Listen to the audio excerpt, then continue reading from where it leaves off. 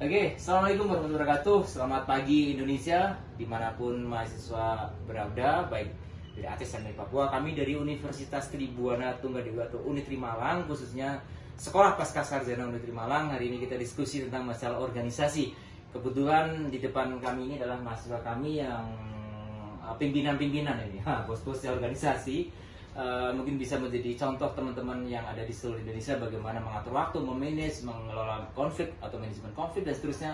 Walaupun apapun juga tetap harus berjalan ya. Ini ada Mas Dito Aditya, mahasiswa saya di Magister Ekonomi Pertanian. Dia adalah ketua Himpas, ketua Himpunan Mahasiswa Pascasarjana, dan ini Pak Yuldianur adalah mahasiswa kami juga di PWM bidang ekonomi ya, Majelis Ekonomi di Kalsel, Provinsi Kalsel, kemudian di Kadin, Komtak, Komisi Tetap Ketahanan Pangan ya Pak ya. Nah, banyak sekali jabatan dari Pak Wildian, tapi masih sibuk sempat menyelesaikan gula di sini Pak ya, luar biasa itu ya. Jadi masih belum lagi yang proyek-proyek ya Pak ya, yang pertanian dan sebagainya dari Kementan ya Pak ya, Kementan. Masih bisa mengatur waktunya dengan baik ya. Jadi aktivis organisasi bukan berarti gagal di kuliah. Buktinya Pak Wildian baru saja atau sudah selesai S2-nya yang kebetulan kami bimbing, dan dengan semangat perjalanan Kalimantan Malang luar biasa bisa ngatur waktunya dan masih mau untuk S3. Silahkan mungkin Mas Dito mumpung ada ketemu silaturahmi nih. Iya, ayo ambil ilmunya dari Pak Wildian mungkin sebagai komandannya Himpunan Mahasiswa Pasca. Silakan. Ya Pak Yuldian Nur, tentu banyak dinamika yang terjadi ketika memimpin organisasi ya Pak. Mulai dari konflik internal, kemudian konflik dengan eksternal, banyak kepentingan yang bermain di situ secara politik, ekonomi, sosial. Nah, mungkin dari pengalaman Bapak bagaimana untuk memanajemen konflik ketika di internal organisasi kita itu ada perseteruan, pertentangan gitu Pak, dan itu sangat runcing sekali.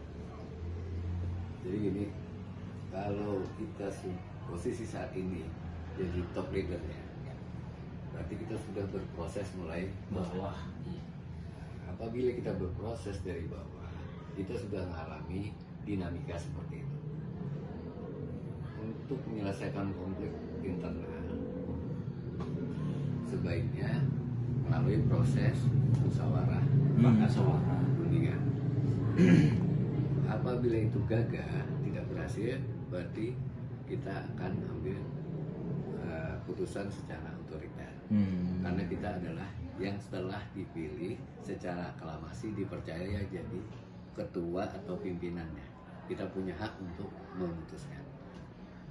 Itu Mas Tito. Jadi itu konflik tidak bisa dibiarkan. Nah, harus diselesaikan. Tangani langsung ya. Tangani, duduk bareng, ambil keputusan bersama. Kalau deadlock, kita sebagai yang mendapat kepercayaan boleh mengambil keputusan, kita yang putusin. Clear itu masalah. Ya, clear ya. Selesai urusan. Selesai.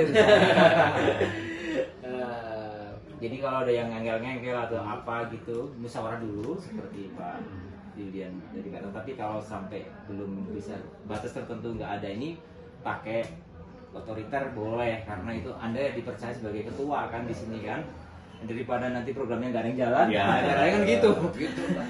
Betul ya? Seperti itu. Harus seperti itu. Pimpinan seperti itu. Oke, satu lagi nih. Iya, Satu silakan. lagi.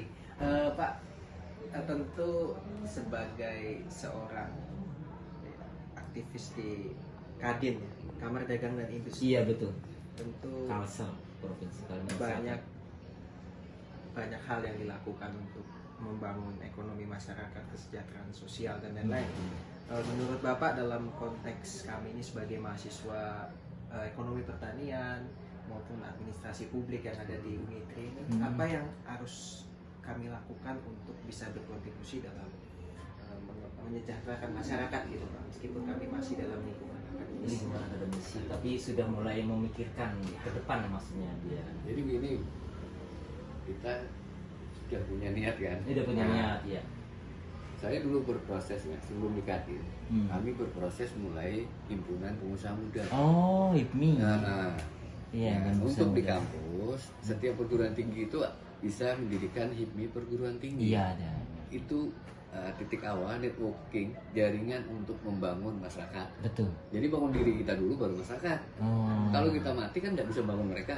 Iya, Nah, iya, betul, kan? betul. Kita pragmatis berpikir. Betul. Untuk membangun itu kita perlu jejaring dan perlu Wadahnya. atau lembaga.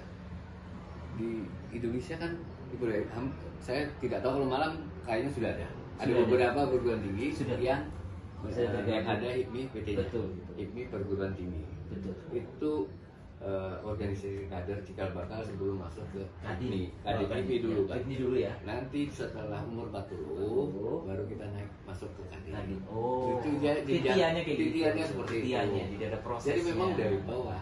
Tidak ada semua yang instan. Instan nggak ada Mas. Tidak ada. Oh. instan mie ya Pak? Itu Nah, pun dimasak dulu. Tapi matinya juga instan. Nah. Banyak Itu mahasiswa masih- yang meninggal di rumah sakit ternyata dicek sama dokter, aduh banyak mie makan mie instan. Instan. Iya di. itu Ya. aja sih yang ada Ya. nah, mungkin Bapak mau nanya Nah, gitu Mas Dito. Saya kira menarik ya Pak ya. Jadi nanti untuk yang teman-teman yang mahasiswa harus jangan ada pikiran instan Pak ya, harus Ya. berproses dan itu harus dinikmati, jangan sampai langsung tiba-tiba ke atas. Kalau cepet ke atas jatuhnya juga cepat sakit ya, cepat jatuh dan cepat sakit. Ya saya kira itu dulu dari kami Universitas Diponegoro Gede. Semoga memberikan manfaat ya untuk teman-teman mahasiswa yang aktif organisasi, baik organisasi intra maupun ekstra. Oke, terima kasih, salam. Terima kasih Pak. Matur nuwun.